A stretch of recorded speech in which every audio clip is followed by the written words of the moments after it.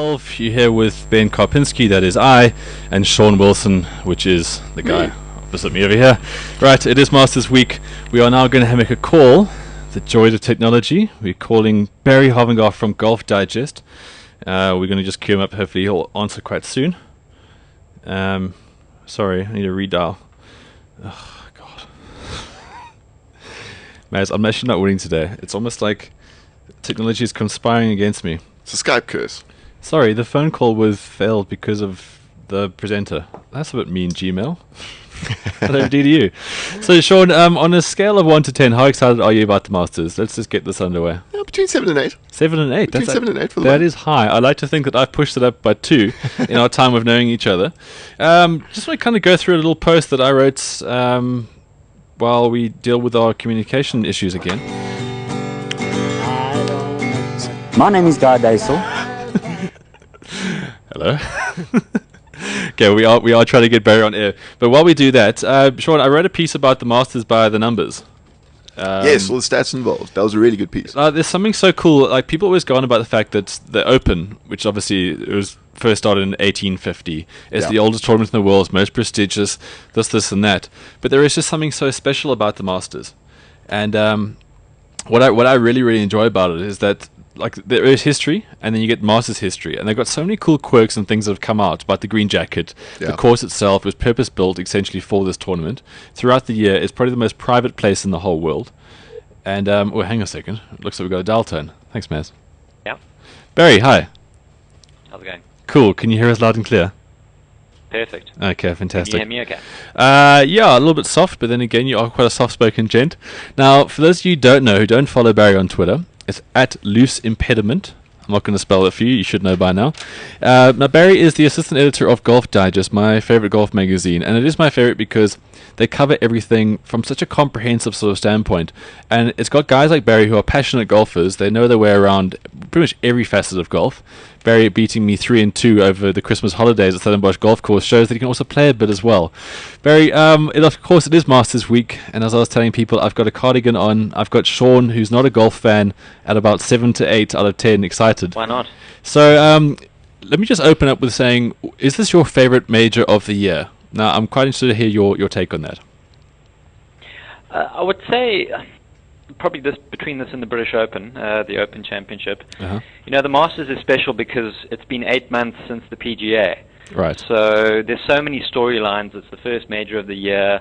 You know, we've had different number ones the last few years coming to Augusta.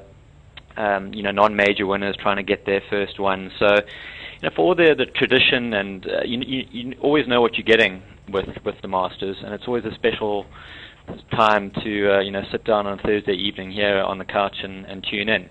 Yeah. The British Open is special because it's, you know, truly a global tournament. You can qualify for it all over the world. Sure. So I would put those two up at the top. It's tough to separate those two for me. Okay, well, Barry, look, I'm going to confess right now, I'm a bit of a golfing snob. So for me, there's something so cool about the Masters, and that, you know, Augusta National is a place like no other. And the whole thing that it was originally called, I think, the Augusta Invitational Tournament back in the day by Bobby Jones, because you have to be invited to play with this. Like, you know, the Open Championship is the Open Championship. Anybody can kind of qualify. So your take on the field now. Top 50 get in. I just want to kind of clarify this with you. The top 50 in the world get in, and then it's past winners. Do all of them get a chance to come play?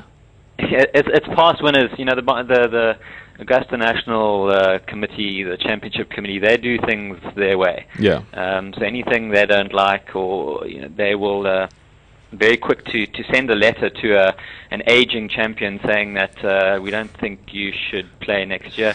You're welcome to come play in the Par 3 contests on Wednesday afternoon, but you know, we don't think your game is up to it anymore. So yeah, it's basically it's always you know, guys in the top 50. You normally have a field just under 100.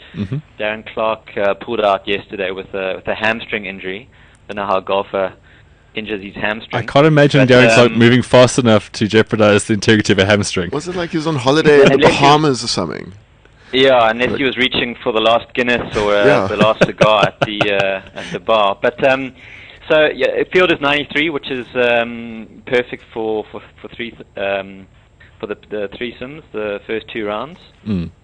Yeah, that's the whole thing about Augusta National. The traditions. You're not allowed to run on the property. Good. If you found kind of having a nap underneath one of the trees, you're politely asked to stand up, and not allowed to take your shoes off. But it's just it's a special time. And the one really attractive thing about the Masters is that they don't rip.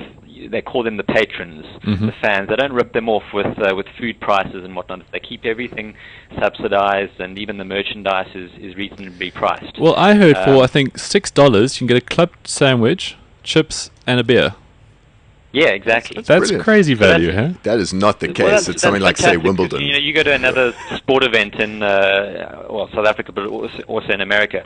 They've trapped you in there in that stadium, so they will prices they charge for food and drink are exorbitant. So it's a great policy that they have. Yeah. No, it's brilliant. Barry, have you yourself have you covered the Masters before? I haven't actually. It's still one to put on the list. The thing with the Masters is another thing that's special is when you watch on TV, you'll notice there's no one between the ropes. Yeah. Except the players and their caddies. Everyone else is outside the ropes. And one of the benefits of being a golf journalist when you go to a major is that you get inside the ropes access. So you're right up close and personal with the players and whatnot. The Masters, you don't get that. They have media platforms, so you do. You're not obscured, but it's not. You don't get the real close-up access that you do at the other majors. Yeah, well, perhaps not so great if you're covering it, but it's these little quirks that I just absolutely love about this tournament. And obviously, in your position as assistant editor of the Golf Digest, you must have some other stories as far as what makes this tournament so special throughout the ages. Now, I know just from knowing you socially and playing golf, you always have some good stories about players. What can you share with us going into this week about the guys in contention or just general Masters hype? Yeah, sure. Let's talk about some of the players, the top players and their form at the moment, and then we'll speak about the 8 South Africans in the field. Sure. The great thing about the Masters Week is the traditions they have, as I said.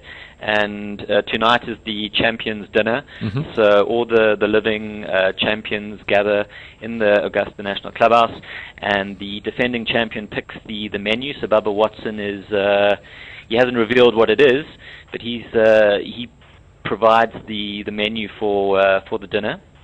Last year, Charles Schwartzel famously got some South African boerewors in, and they had a big braai. Yeah, Barry, I'm going to go on a limb here and say whatever Bubba's choosing, Mr. Player's not going to approve of. It's probably going to have melted cheese on it. That's probably a banker. I think Gary will have his own food on standby. But yeah, so the champions dinner is special. Tomorrow evening, our time, is the par 3 contest, which some players take it seriously. Some they get the kids to caddy for them. They don the white caddy overalls, so it's a bit of fun. Gary, Jack Nicklaus, Arnold Palmer play together, so it's great for people that are new to golf, that go to the Masters and to see these living legends, still competing. Yeah. And then Thursday, early morning at Augusta, the player Nicklaus and Palmer hit the ceremonial first tee shots. And a nice little aside, that's 13 green jackets combined. Those three. And you get a huge turnout. They play about 20 minutes before the first group goes off Thursday morning. And just moving on to the players, obviously the big talk is Tiger and Rory. Tiger winning 3 times this year, goes in as favourite. He's not my favourite. He's not my favourite either, Barry. No, I know that, but in terms of form, he's the favourite going in. I think he'll win a major this year. I think he'll win at Merion, the US Open, because he can hit a lot of irons off tees there. Right. I still don't think he's driving it straight enough to win at Augusta. Well, he's won 3 times this year. And the big reason for that is his putting is back. He got some help from his mate Steve Stricker a few weeks ago, which I think all the other players were cursing. But when he won at Bay Hill, he was number 1 in putting, but he was 72nd in driving accuracy out of the 75 guys that made the cut. Barry, that's what I was going to ask. Now, historically, there's a lot of if you can draw the ball as a right-hander, you've got a slight advantage at Augusta. Now, Tiger loses the ball right. Now, correct me if I'm wrong here. I'm going off on a bit of a technical tangent here. Yeah, now, you're spot on. Now, someone like Tiger, when you get into Almond Corner on the weekend, if you look at 13, what a tee shot that is, you want to get it down there, but you also want to get it, you kind of do the contours. 2 as well, that's a good par 5. You want to get it down there with a slight draw. 8 as well as another par 5 requires a draw. 10, which is the hardest hole historically at Augusta National, again, it's doggy right to left. Do you think that's definitely going to hinder Tiger as far as someone like Bubba can hit a soft cut all day? Yeah, the thing with it depends on what the weather's like this week, because if they get some rain, the course is going to play soft, and then he'll be forced to hit driver. Yeah. But if it's firm, and I think it has been up till now, a lot of those holes he can hit a 3-wood. He hits that stinging 3-wood, and he can get that shape going. So I don't think he'll be hindered if it's playing firm. I just feel he's won 3 times this year, but he wins on courses that he's won so many times on before. Well, exactly. You've got Torrey Pines, Bay Hill, yeah, Torrey and Doral, and it's those are courses where you can't exactly spray it, but it's not as tight as Augusta. As well as he's putting, you can't. When you come to Augusta, you're not gonna. You can't. Your putter can't save you the whole tournament. And then. Moving on to McIlroy, he's obviously had his issues this year with switching equipment and getting to number 1 in the world. You and I have had this conversation about it. I don't think it's the equipment. I think it's what's gone with being number 1 in the world and the extra pressures on his time. And but to his credit, he added an event. He played in the Texas Open this last week, and he wasn't going to play, and he finished second. So, and I was watching him a bit on the weekend. He seemed to have his strut back, the kind of the little twirl with the club and whatnot. So I think it's great for golf that he has found some form going into the Masters. We know what happened 2 years ago when Schwartzel won, and he had that meltdown on the back nine. A meltdown on 10 when he actually found the houses, kind of showing the world that they were actually houses on 10. He wanted to go to Butler Cavern a little early. Oh, that's pretty tragic. For the presentation. Yeah, so I don't know if you want to talk about the South Africans, if we have time. Just on that, just quickly before we get on to the 8 SA hopefuls, so you saying that Tiger wasn't your favourite? Is Rory more your favourite going into this? I wouldn't say either of them are personally my favourites. I'm going to go for a couple of guys that are a little bit more left field this year. Okay. Duche. Quite fancy Colsaerts, the Belgian bomber, the long bomber, to make an early run. I don't think he'll win, but I think he's quite a good each way bet. He performed well in the Ryder Cup last year and in front of rowdy Chicago fans. So I think he's got a better feel for American golf now, and he's quite a sight to see bomb that driver. So if he has a good week with the driver, I expect him to be up there. But I'm going to go with 2 Americans actually, because the Americans have dominated the PGA Tour this year. Before Martin Laird won this weekend, they'd won 13 out of 13. Yeah. And so I'm going to go with Matt Kuchar. He's the current Players Champs. He was up there last year. And I just fancy him to make that next step in his career. Yeah, I remember him doing so well as an amateur in his first time out as well. I think of course. Oh, that's right. Yeah, he played it. He actually played. He was the US amateur champ, and he played that first Masters with Tiger. Yeah, Tiger was a defending champion, and I remember it clearly because his dad was caddying for him, and his dad was trying to kind of get the crowd going, and everything. It was actually upsetting the playing partners, and I think they had a quiet word with the those old man. Overzealous dads. They ruin every sport. Exactly. Okay, so Matt Kuchar, and then who's your other American that we're having a look at? Another kind of dark horse, a guy named Bovan Pelt, who just racks up top tens all the time. He's won. I think he might have won once or twice on the tour, but I think he's also just he kind of lurks about on the leaderboard. But he's playing really consistently the last couple of years and starting to make be in contention in bigger tournaments. So I'm going, with all the favourites, and then you always have the perennial kind of question of the non-major winners. Are they going to win one? Luke Donald, Lee Westwood, Sergio, Justin Rose, Dustin Johnson. You know? So I just feel that this year, with all the hype about the favourites, I'm going to go with slightly more left field. So I'm going to go with Kuchar. Okay, I want to run one name by you before we go into the SA guys. What about Keegan Bradley? Yeah, good call there. Drives it very, very well. Pretty clutch with that broomstick of his, and he had a good showing first time out last year. Good call. That's right. He was a USPGA Masters rookie last year. Yeah. Being the PGA champion. He is a major winner. Yeah, everyone forgets that. Exactly. Yeah, that's a good call. I would expect to see him in the final groups on Sunday. Yeah, for sure. Okay, we are running out of time. We've got Sport Billy itching to come and join us, and unfortunately we've got one channel here, so he can't join us now. Although I think if the two of you got started talking, we'd get into Gary Player's 52 cuts made. And Sasha, he likes his time here on balls. So SA hopefuls, who are we looking for from our current local crop? Okay, we've got 8 in the field. South Africa's hero, Ernie Els. Big talk about him, but I think Ernie gets a pretty easy ride in South Africa, and I kind of, on Twitter, I give him a bit of a hard time because I question some of his scheduling and whatnot. He's done very little since winning at Lytham last year. Yeah. He's had one. Well, he was tied 13th. His best finish in 2013. And what I can't understand is, 10 days ago he was in Thailand playing on the Asian Tour in quite a small event instead of, in my opinion, playing at the Houston Open, which is a good, very strange, good warm-up course for the Masters. But whether it was appearance fees in Thailand or visiting one of his new designs, I just feel that because he hasn't played well this year, that he needed tournament time. So I'm not going to expect too much from him.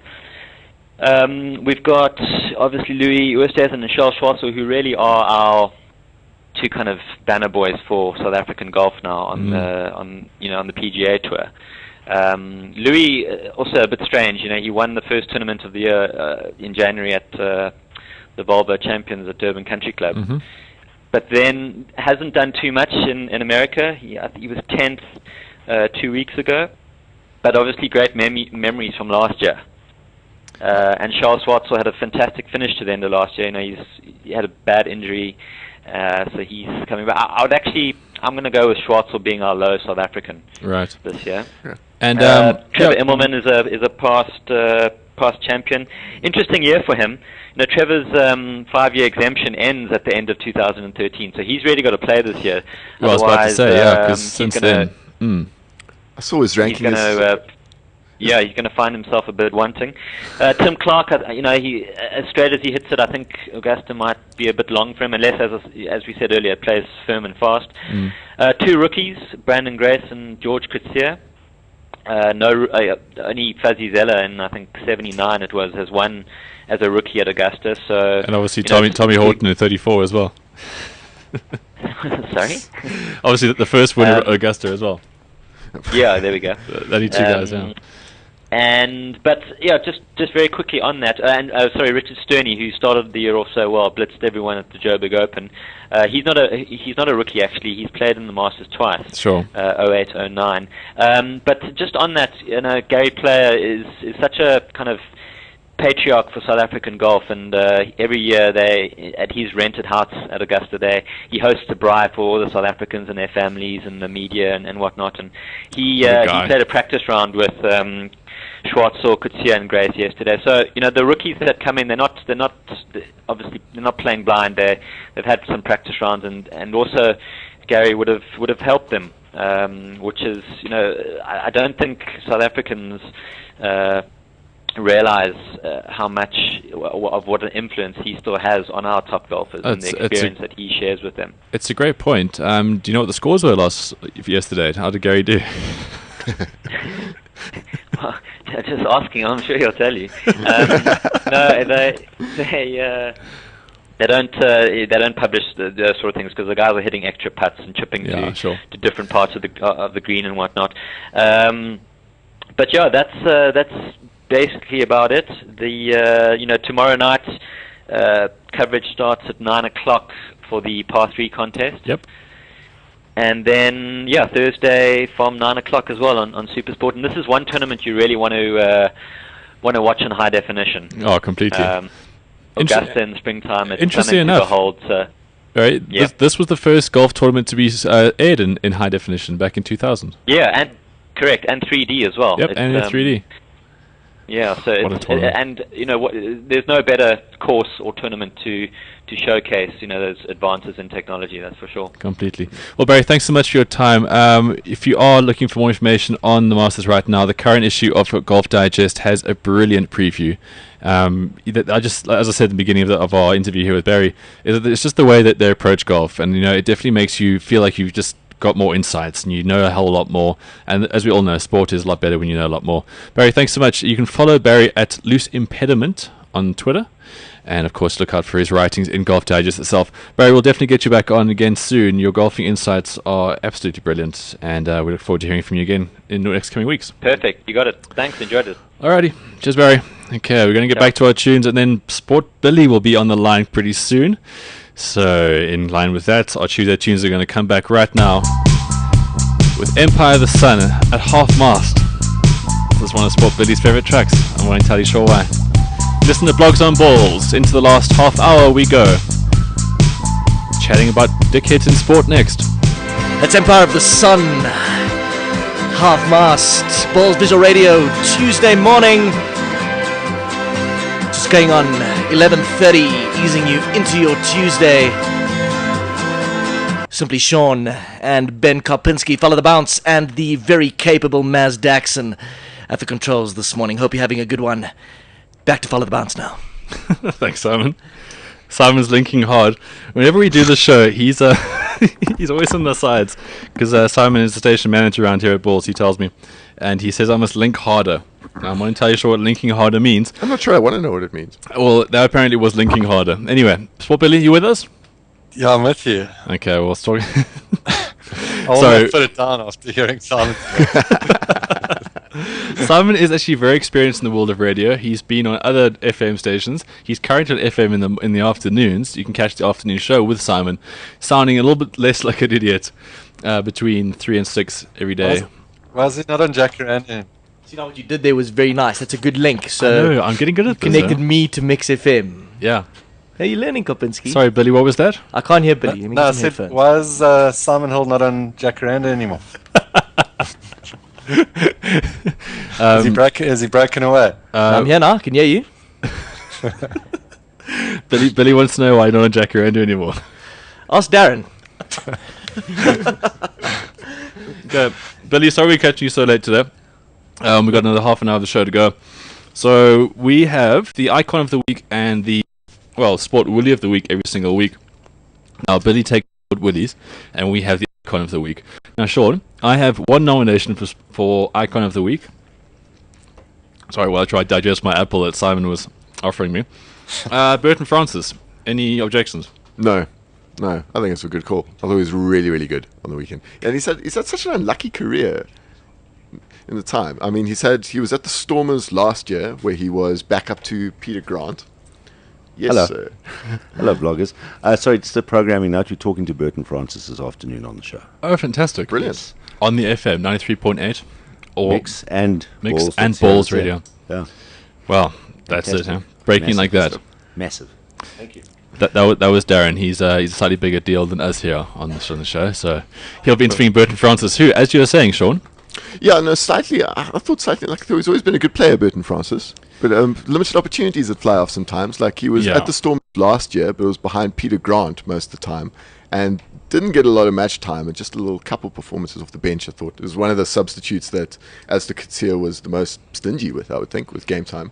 Played the opening game of the Currie Cup last year. Got injured against the Sharks, and then that was it. That was his time at Cape Town, which was a little bit guys sad. would like to be behind Peter Grant in Cape Town, huh? Oh, Billy, that's right on the money there, as you always are. Look, Burton ended up at the SV Eagles and then Free State took him on loan, I think. That's right, yeah. So for all the things, I mean, it's really sad that Jan Goosen got injured, but it's really nice to see Burton Francis get an opportunity like this right now. and he Yeah, was really, he's really doing good really on well with Saturday. this. And I think a lot of people thought that when Goosen kind of fell away with injury, that the Cheetahs would do as well, like they did last year. But they've gone from strength to strength, and that win against the Stormers this weekend, I think it's a really big moment for the franchise, and I think Burton Francis had a lot to do with it. So he is therefore our icon of the week. We need a special mention for maybe Reno Benjamin's at 9. I That thought he was too. superb. His sevens experience really came to the fore there. That was brilliant. But That was brilliant speaking of stuff. 9, have we got any more confirmation on Sorrel Pretorius' injury? It looked like he might have had a bit of a Darren Clark moment and tore a hamstring. Yeah, I haven't seen it. I haven't seen any more Silverwood, news about that. But I would have a guess that he'll be in trouble for the weekend. Yeah, I hope not, because they're playing the Bulls this weekend. We will get into those fixtures a little bit later, but Billy, do you want to move on to your topic for the week? Yeah, I mean, this week I'm giving the Sport Willie a rest and going for higher honours here. Oh, wow. And I was thinking more along the lines of the most disliked sportsman in South Africa, which is quite a big call. You do realize we only have 28 minutes left. I do. But I know it was a big one to look at. You know, I think we so often we blowing smoke up sportsmen's bums that occasionally we need to look at the the reverse side of the coin, as it were. Yep. So I had a few nominations, and then I put it out to Twitter as well to see if any other names came up. So yeah, I don't know if you want me to run you through who the guys I had. Yeah, I think you kick off, and then Sean and I will, as always, will just chip in, and then we can come to a unanimous decision here. It's quite the topic. Okay, well, I started off with, obviously, I didn't include administrators because that just gets plain unfair. Yeah, they're a special That'll be a breed, big those list, ones. yeah. Yeah, no, we'll save that for another discussion one day, which we'll probably need the whole show for. But yeah, so anyway, I started off with a guy, I'm not too familiar with the knobs of the PSL, as it were, but Jabu Pule sprang to mind. Mm-hmm. He was arrested for driving a stolen vehicle. He's also crashed a car while under the influence. He's been on numerous stints in rehab for drug and alcohol abuse, notorious for missing training sessions, and he's also changed his name. I'm not sure if the name change came sort of halfway through all of these things or right at the end, but I think he's now known as Jabu Mahlangu, or he. So anyway, it's the same guy. But yeah, he didn't pick up many votes. But anyway, I thought we had to look. Great nomination. Yeah. Then obviously we had our friend Oscar. Yeah. Who doesn't need any introductions. From his displays on the track to threatening to break people's legs and obviously accidental discharges, and then obviously the absolute clincher, the shooting of Revis Tenkamp. Fair criteria to get him into the top 5 at least. Yeah, I mean, I think definitely worth a top 10, top 5. And then, one of my all-time favorites, and I know good mate of ours, Gareth Rosley, won't be happy with me bringing up his name. He's a big fan, but Hansi Cronje. I'll still get over it. I mean, Hansi remains a polarizing figure, obviously. I don't think a WWJD bracelet gets you off the hook for a top 5 in this situation. So he's in there. And then, in fact, a guy that I don't really hate him or dislike him, but I know a lot of other people do, and I felt it would be unfair not to put him in. But it's Luke Watson. Yeah. Obviously people have their reasons. The puke story and the Dutchman one spring to mind. Sure. And also having we can, I suppose, forgive him for having a father called Cheeky, but the other stuff seem unforgivable to a lot of people. Well, Billy, there is a school of thought that there's something actually really wrong with Luke, wrong with Luke, other than the fact that Cheeky's his dad. Cheeky obviously has some agendas, and Luke's often been a bit of a pawn to these things. That is a school of thought that I've heard many times. Yeah, and I mean, I don't know if you ever listened to it, but when he came back from Bath, he did like an hour's interview. I think it was with his friends, his good friends from Kia. Mm-hmm. But it was actually, I really enjoyed listening to it because he actually explained all these things, and I wish a lot more people had listened to it, because I think actually deep down there, he's actually not a bad guy. Yeah. I think he's just had some horrendous pressures on him, and I think you can probably blame exactly. blame Yeah, like you, I don't share like intense like Luke Watson hatred. There's been the odd like soundbite down the years that's raised an eyebrow and that I haven't really enjoyed, but I've kind of treat like soundbites as they kind of come and go sometimes, and look at other qualities in people. One thing about Luke Watson that popped up is when he was at Bath, it was a very difficult captaincy period for him. He wasn't received well there, and it was part of, it's a big club, Bath, it's a big club in the UK, and it was kind of seen as kind of part of their downfall. Was like the start of they put so much hope in Watson to kind of see them through and continue, and it really didn't work for them. And there's a couple of stories there, I think, of some really kind of unpopular things. So that's a story of Luke Watson being unpopular outside of political pressures. Yeah. That's like no, I'm not aware of those. He's not a dick, he's a knob. I mean, this is going in circles here.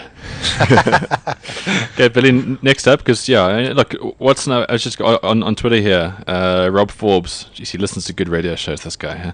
He says that cheeky Watson guy, Luke. Sorry, he said that Watson guy, Luke. Wayne Ferreira, is he part of your mix? Ooh, goody. Wayne, I actually didn't have Wayne in there. How can you forget the classics? Why is everyone picking on the gingers, That's because I have ginger hair. A few guys speaking of tennis players, I saw Kevin Anderson was being thrown around as some suggestions to you, Billy. Yeah. Old Martin Tucker, my mate down in Cape Town, Mr. Tuckbox. He threw Kevin's name in there, and I'm not a big fan of Anderson. I think he's let us down too many times, but I see the press keep punting the guy. But well, he is our best tennis player, right? Yeah, do we have any others? Well, that's it. Well, there's that. So look, I'm not defending Kevin at any stage because someone made a very good point that Djokovic plays Davis Cup with a slight injury, and all our high-profile guys couldn't be bothered. And I think Kevin's big issue, and again, this is just my opinion, is that he spent most of his life in America. He's gone through the whole college system. I think if he was offered citizenship, he'd probably take it because, let's be honest, he lives there. And I think it's a bit of a chore for him to do South African duties. Just from what I gather and what I've read. Yeah, but there's also the thing of, if you're unavailable, just say you're unavailable. There was that whole thing, fallout with the coach where he claimed, he feigned injury and then ended up playing in a tournament while the Davis Cup was on. Yeah, that makes you a knob. Which, that kind of took him up a few levels and definitely worth the top 10. Okay, he's in. And then, I mean, I know he doesn't play for England, but he's still a South African. He's still got a Bilton book next to his bed, and that's Kevin Peterson. Hey, there he is. I don't think you can leave KP out of any sort of top 10 list. No, you can't. Especially when you're talking just like guys. He's such a knob. Viagra makes him taller. Exactly. Yeah. I mean, KP. Listen, the guy can play, but he's proven himself over and over again as a bit of a twat. Yeah, sure. Next up. Well, then a couple of guys mentioned Clyde Rathbone, who, once again, I mean, he's not really the kind of guy that I make voodoo dolls of, but and I think his recent story is pretty cool. He's sort of overcome depression and all that. So, but anyway, I think that's ultra mean. Sure, you should get I wouldn't say free pass. Who knows what the guy could do in the future? Guys, also, he's got ginger hair. Can we get some ground rules going here? He's also Jack White's illegitimate son. So, Oh wow. Look, I think another criteria that's come into this is like, what sort of profile do these guys have? I mean, if no one really cares about them, they can be as big a knob as they want. Again, nobody really cares. I think Rathbone has kind of fallen off the profile bandwagon. Yeah, for sure. So I don't think he should be really considered. But we've had some other names come through on Twitter. JP Nell. JP Nell. Yeah. Just no one cares though, because he doesn't even play rugby anymore. Yeah, I don't think he's big enough to make this list. But definitely a knob. Yeah, Rory Sabatini. Yeah. Interesting one. He's had his knobness. Yeah, I have. I've always asked about Rory Sabatini, and also he's like, and I've heard like feedback that the guy's a bit of a knob. Well, he's a Texan. He's not a South African. He's not an American. He's a Texan. That's a fair point. Yeah. Yeah, I think we've kind of. We'll just leave him to Texas. Texan knobs are a whole different. Texas can have them. Everything's bigger out there. Even. Anyway, sorry. Carry on. I digress. No, but definitely Rory. I mean, he's worth a mention. I've seen one here from Del Ferreira asking about Andre Nel. Yeah. Well, you don't really ask about Andre Nel. You just dislike him, isn't it? Yeah, I mean, he's just a sad case, basically. He's on. I feel more sorry for Andre now than dislike the guy. Yeah, so therefore it doesn't actually come into it. I had a lot more tweets coming through with Luke Watson here. Some grudges just don't die. I know. I find it bizarre. I mean, I'll take you through how the voting's gone, but I really find it when I look at some of these other candidates. I mean, there's a guy that let the country down and basically embarrassed us in front of the sporting world. In our cricket captain. But yet he's got 7 votes. Yeah. And I think, that's me, Havinger, maybe the Bounce, Sean, and maybe one other. But yeah, I mean, he's definitely worth, for me, the fact that the guy's dead doesn't mean we can't dislike him. I'm all for, it doesn't wipe your slate clean once you're gone. Sorry. It's not how it works. Yeah, okay.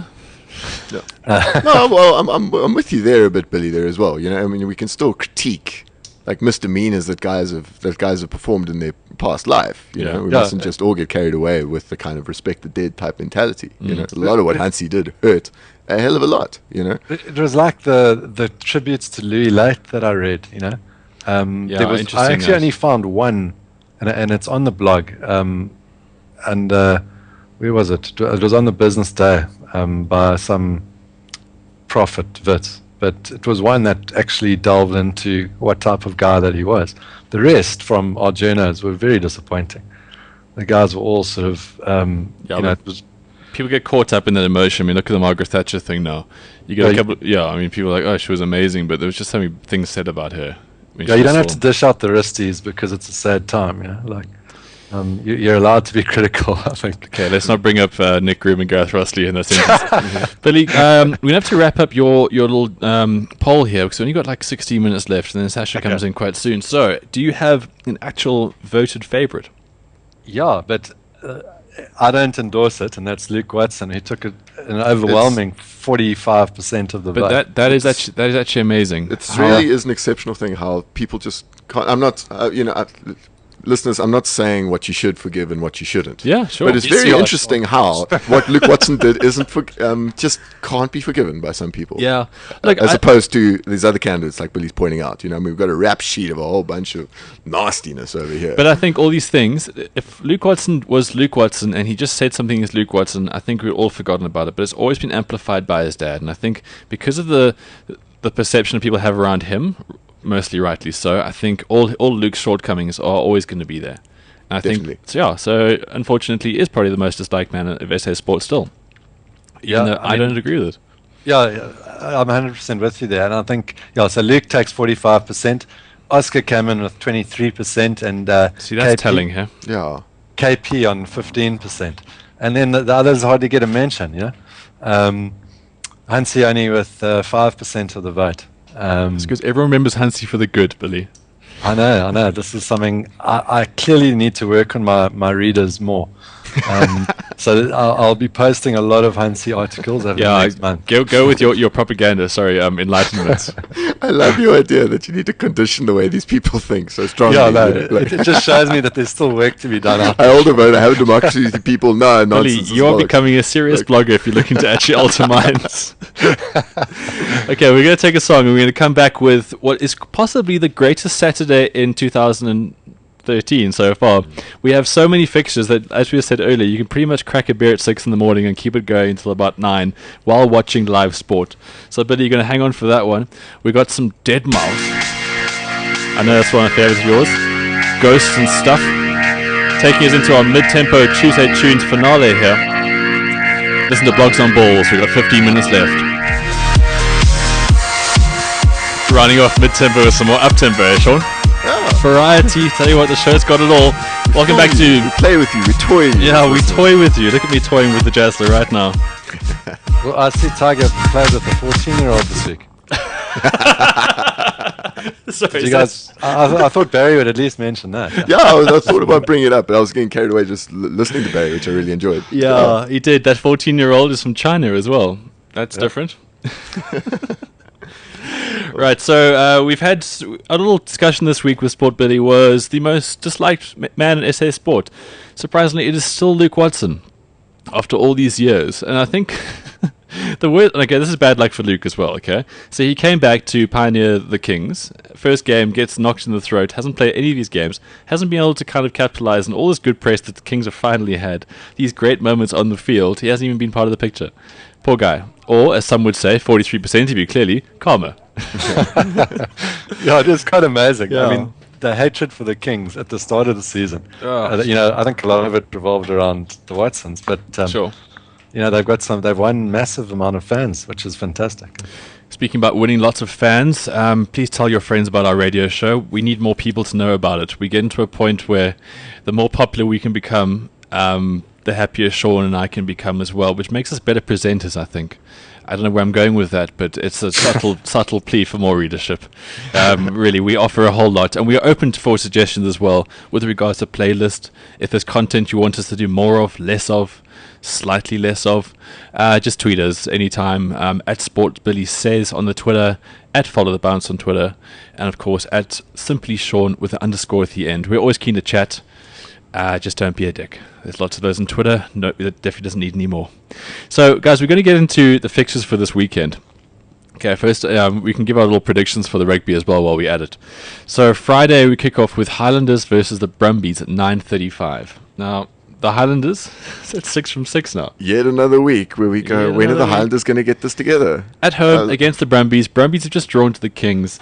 If there was ever a week, this is it. Brumbies weren't good the week before either. They haven't been weren't. good since they were back on tour. The Brumbies-Bulls game was not a good game of rugby, in my opinion. They have not been good since they embarrassed the Sharks.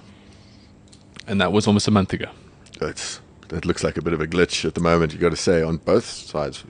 Can we start breathalyzing to see if they're still on their no-door policy? Dude, look, I was looking at the Highlanders today, and they are just so shot in confidence. Yeah. Set piece is good, the scrum is good, but they just cannot finish off at all. And so I'm thinking Brumbies. Okay, Billy? Yeah, Brumbies. I don't think I'm ever backing the Highlanders again this year. Well, you did say to me in a rather condescending tone, I'm sure, don't bet against the log. And the Highlanders are very much at the foot of it. So this brings us into Saturday. Okay, now Saturday we're talking about probably the greatest day of sport we can possibly attest to this year. So I'm going to run you through the fixtures before we get into what the games are. But listen to this: at 4:35 in the morning, you can wake up and watch the Chiefs versus the Reds. At 9:35, you've got Blues versus Hurricanes. At 11:40, you've got Rebels versus Kings. Then at 1:45, you've got Force versus Crusaders. Then at 5:05, you've got Stormers versus Sharks, and then Bulls versus Cheetahs at 7:10. Amongst that, you've also got Millwall versus Wigan. Hurrah. Must watch. Millwall versus Wigan. FA Cup semi-final, if you're into that kind of thing. And that's at 6:15. And when the rugby's over, you've got Masters live from 9 p.m. If there was ever a day for a couch, this Saturday is it. Oh, the Masters kicks off straight after the final Super Rugby game. It's like the sporting gods have truly blessed us this weekend. Yeah. So as soon as you can hear the man of the match say, gave 110%, there's the Masters. Yeah, 110%. And then Monday you're in court getting a divorce. People use the hours between the Force game and the South African game wisely. Yeah, a 2-hour window to say hello to loved ones. That's also a beer run time. So look, it's not easy. It's not easy being a guy. We've always been through this. So let's go through these pictures now. Chiefs, Reds, Chiefs, definitely. Yeah, but good game. Yeah, he knows the Reds. Okay, Blues versus the Hurricanes. Now, Blues won this match at Hurricane territory. I don't think they're going to do it, huh? This is an interesting game. This is a very interesting game. Both are very close at the moment in the table. They've had a good run of results. Yeah. They've been very fluid with the bonus point tries as well. Completely. Except the Blues had a little... Well, it was a bit of a stagnant game against the Chiefs away, but they're certainly not going to be alone when it comes to that. No, fair enough. So it's a roughie, and I'm thinking Hurricanes. Actually, the Hurricanes were the best attacking team in the Super Rugby last weekend. Some tries severe, Conrad Smith. They Bowden use those Barrett, wings so some well. of them were incredible. I love watching those guys. So I'm thinking I'm back in Hurricanes on form here. Yep. Billy? Yeah, I think it'll be a great game to watch. There's certainly going to be tries, but I like the Canes. And I like this younger Severe brother at 7. Chisi was good. Yeah, that was the first time I'd seen him. It was the first time I'd seen him. He was brilliant. Yes, he's pretty good. Moving on, we've got the Rebels versus the Kings. Now, Okay, I'm just going to put myself in the block again. I've been very against the Kings doing anything in this tournament, and every week they keep, kind of impressing me, actually. I'm not going to say upsetting, impressing me. But now, I fear if I back them for the win here, they're going to get pummeled. So I'm going to abscond from making a prediction here. What are you guys going to go for? Because I want them to win, obviously. Kings, baby. I'm going Kings for this. Yeah, I don't think I'm Kings, voodoo gotta be, jinxing these people. I'm going Kings. Yeah, you're right, Sean. We said they're the favourites. Okay, so we're going to get the Kings for their first overseas win at 11:40 on Saturday. Be sure to watch that. Then Force versus Crusaders. Crusaders, definitely. Yeah, but interesting about this, historically, this has been a tricky fixture for the Crusaders at Perth. They drew this once, didn't they? They've drawn this twice. Twice. And they've lost in Perth as well, out of 6 or 7, how many years the Force have been. Look at that. So, and they lost to the Rebels. So, I mean, I'm predicting Crusaders, but they respond badly to these banana peels often. So, this margin might not be as big as some of you people are predicting. Daddy Dan Carter's joining them. Yeah. So they do get slightly strengthened. But yeah, look, is his son playing? His son hasn't passed the fitness test, but he should be there for the return leg. Okay. No, you got to go Crusaders. Yeah, no, you got to go Crusaders, but I think guys maybe take a little easy on the Super Brew because they're back from tour as well. The Crusaders. Look, it'll be a tight one. Yeah. Which then brings us on to our feature match of the week. It is the Stormers versus the Sharks at Newlands. So what do you think, Billy? Well, I mean, listen, I heard you guys rambling on about the Stormers still having a chance in Super Rugby, which is time that I'll never get back. But yeah, I think four losses out of how many games? Like you can't keep backing these guys. The Sharks, as you said as well, the Sharks have been winning games, even though they've been playing a pretty dire brand at some stages. Yeah, they're kicking their goals. I mean, if you remember, Jean de Villiers opted not to kick a couple of goals against the Cheetahs. Yeah, well, two of them related in tries as well. The one I was screaming at the TV at that he didn't, but it did relate to a try. Look, are you still classifying the offside issue as a try? Let's not go into it. We haven't got time right now. But I was hoping you get some experience in the show to know that this is a quick section. Yes, no, up, down, left, right. Sharks by 5. I'm doing Sharks too. I'm doing Sharks too. No, and I think that'll confirm. They'll definitely confirm almost mathematically the Stormers' hopes of finishing first in this tournament. But after that, I still think 6th is on. But realistically, I don't think you're winning this tournament if you're flirting with 6th. I wouldn't be a rugby enthusiast bottom end if I think the Stormers are going to be favourites or to take this one. But yeah, it is going to be hugely tight. I just don't think the Stormers have got it after losing a couple of more personnel. Janchi's out now. No, that could be a good thing. Who the knows? way the Sharks are growing their game, I think something's really going to start kicking off big time with the Sharks this year. Even with the injuries you were mentioning this morning, trying to make a team sheet for the Stormers is not. I hope you guys do well, but I don't see it as a team being Sharks. They've always got a few injuries, guys. They've also got a couple of injuries going there. Cares, yeah, look, I mean, but we're going to have guys like. I think they're going to go for Damien Dulland on the wing, would be my guess, and Gary van Aswegen at fly half. These guys might show some promise. That's a big game to get stuck into and ask them to perform immediately. It's a back to the wall thing, and a lot of guys are back to the walls in Cape Town at the moment. So look, it could go in our favour. Anyway, going to move along. If you do want to win tickets to that match, incidentally, just tweet me at @followthebounce with the hashtag of DHL Stormers, and just tell me what exactly they need to beat the Sharks. I think we've just battled to kind of share with you what they need to beat them. And don't say miracle. I want you to be slightly more creative than that. Tweet me at @followthebounce to win. I've got 5 double tickets to get to Newlands there. The next game, the Bulls versus the Cheetahs at the Loftus Versfeld. Oh, yeah, that's a tough one. Huh? Yeah. Guys, look, I'm going to say Cheetahs' run comes to an end this weekend.